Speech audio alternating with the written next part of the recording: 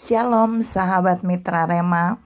Hari ini tanggal 23 Maret 2022 kita akan sama-sama mendengarkan firman Tuhan yang terambil dalam kitab Yehezkel 47 ayat yang ke-12 yang berkata demikian.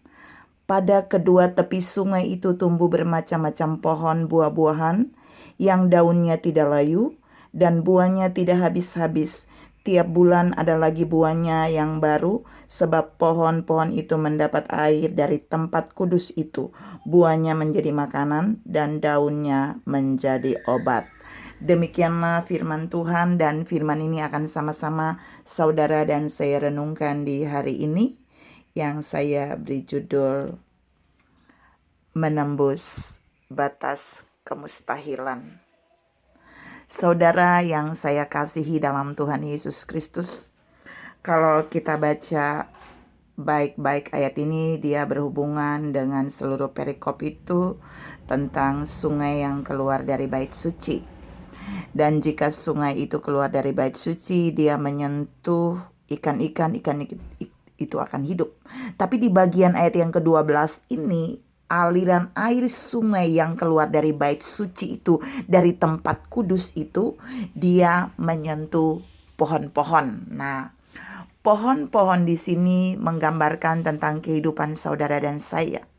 Kita ibarat pohon-pohon yang hidup. Tapi ada banyak pohon, gambaran manusia, yang mendapatkan aliran air dari berbagai tempat.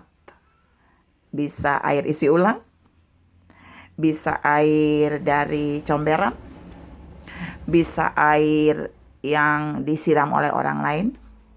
Tapi dalam kitab Yehezkel ini, air ini berasal dari tempat kudus. Dalam Yehezkel 47 ayat yang keempat, Yehezkel 47 ayat yang ke-12. Dan ada satu terobosan menembus batas kemustahilan ketika air dari tempat kudus itu mengalir kepada pohon-pohon itu, mengalir kepada satu pohon, mengalir kepada beberapa pohon yang menerima air dari tempat kudus, mengalir kepada saudara dan saya. Jika saudara dan saya adalah pohon itu, maka jika kita mendapatkan aliran air, aliran Roh Kudus dari tempat kudusnya, kita akan mengalami 5 hal yang menembus batas kemustahilan. Itu yang pertama kita mau lihat. Menembus batas kemustahilan yang pertama adalah 1. Tidak layu daunnya. Itu ada di dalam Yehezkel 47 ayat yang ke-12 tadi. Jadi ketika saudara dan saya sebagai pohon itu mendapat aliran air Roh Kudus dari tempat kudusnya Tuhan, maka dijamin daun kita tidak akan pernah layu. Ini keren banget. Padahal kalau namanya pohon, daun itu sewaktu-waktu akan mengalami layu, saudara. Tapi ini berbeda. Ini satu hal yang menembus batas kemustahilan. Ketika kita mendapat aliran Roh Kudus dari tempat kudusnya, maka daun kita tidak akan pernah layu, maka roh kita tidak akan pernah layu. Roh kita akan terus segar, bergairah, berapi-api di dalam hidup ini, dalam melakukan pekerjaan, dalam melakukan pelayanan, dan yang sejenisnya. Karena itu, pastikan saudara dan saya menerima air dari tempat kudusnya. Yang pertama, kita tidak akan layu. Walaupun musim berganti, musim panas, musim kering, musim hujan, daun kita, kehidupan kita, roh kita tidak akan pernah layu. Yang kedua, yang dapat menembus batas kemustahilan ketika saudara dan saya mendapat aliran air dari tempat kudusnya, yaitu yang kedua, buah tidak pernah habis. Kita menjadi orang-orang yang produktif, yang terus menghasilkan apa? Menghasilkan segala yang baik. Firman Allah berkata dalam Yohanes 15, jika kamu tinggal di dalam aku dan aku tinggal di dalam kamu, kamu pasti berbuah, kamu pasti menghasilkan.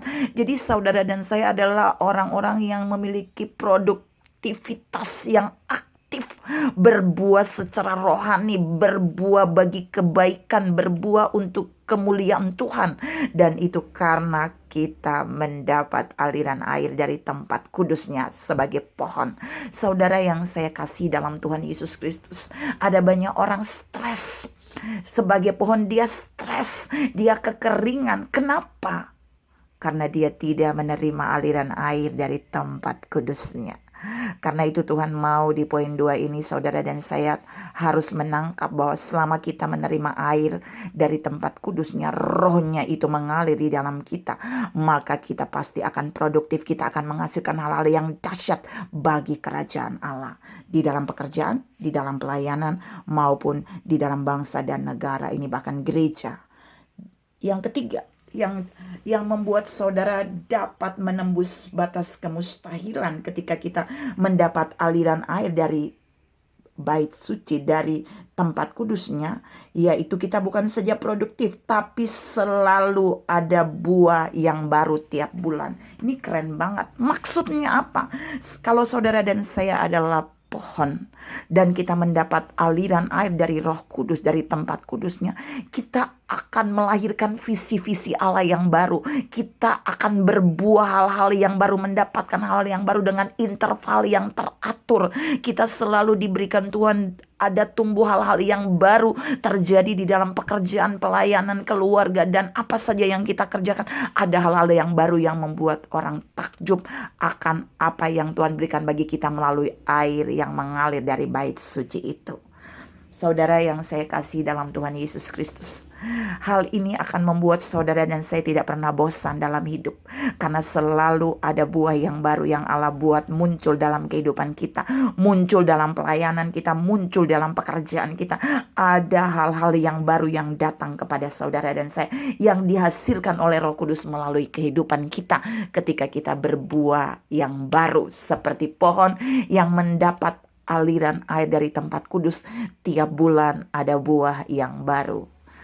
Saudara yang saya kasih dalam Tuhan Yesus Kristus, jika hari ini kehidupan pekerjaan dan pelayanan kita tidak ada yang baru, berarti saudara dan saya butuh aliran air dari tempat kudusnya, supaya kita dapat menembus batas kemustahilan. Tiap bulan kita pasti akan menghasilkan hal yang baru. Yang keempat, ketika kita mendapat aliran air dari tempat kudusnya, kita akan dapat menembus batas kemustahilan. Yang keempat adalah buah yang kita hasilkan akan menjadi makanan. Itu ada di dalam Yesaya 47 ayat 12 tadi. Maksudnya apa? Kalau pohon itu menghasilkan buah dan buah itu menjadi makanan, mengapa? Karena ada buah yang gak bisa dimakan. Buah yang menjadi makanan ini berbicara tentang ketika saudara dan saya mendapat aliran dari Roh Kudus, dari tempat kudusnya, apa yang kita hasilkan, kita akan menghasilkan buah-buah yang Tuhan mau. Dan buah itu dapat dinikmati oleh banyak orang, dapat dinikmati oleh orang lain, dan orang lain akan memuliakan Tuhan yang membuat saudara dan saya menghasilkan buah itu. Pertanyaannya pagi ini, apakah buah yang saudara dan saya hasilkan sudah dapat dinikmati oleh orang lain? Atau kita sendiri yang menikmati? Tuhan mengingatkan kita harus berbuah, dan buah itu akan menjadi makanan untuk dinikmati juga oleh orang lain. Kita menjadi berkat buat orang lain. Waktu saudara dan saya mendapat suplai air dari tempat kudusnya, kita bukan saja menerima berkat, tapi kita akan dibuat menjadi berkat bagi orang lain. Yang terakhir, menembus batas kemustahilan yang kelima ketika saudara dan saya mendapatkan air dari tempat kudusnya adalah daunnya menjadi obat. Apa maksudnya? Ketika saudara dan saya mendapatkan air dari tempat kudusnya, kalau kita adalah pohon, maka kita akan memiliki daun yang dapat menyembuhkan roh, jiwa, tubuh kita. Setiap bagian yang kita kerjakan bisa menyembuhkan orang lain, memulihkan, mentahirkan orang lain, karena aliran roh itu mengalir di dalam kita. Roh itu memulihkan, roh itu menyembuhkan, roh itu membebaskan, melepaskan orang lain.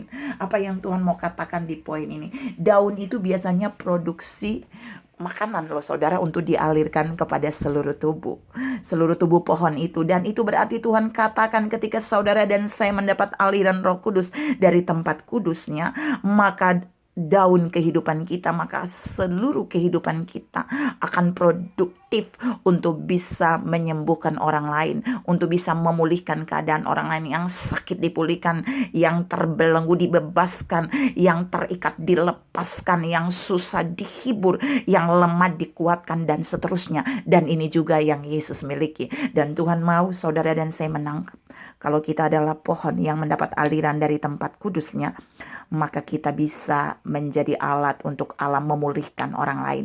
Kita bisa menjadi mediator untuk pemulihan Allah terjadi bagi orang lain. Kita bisa menjadi agen pemulihan bagi orang lain. Kita bisa menjadi media sarana di mana orang lain dipulihkan bagi kemuliaan Tuhan. Tuhan mau saudara dan saya menangkap 5 hal ini.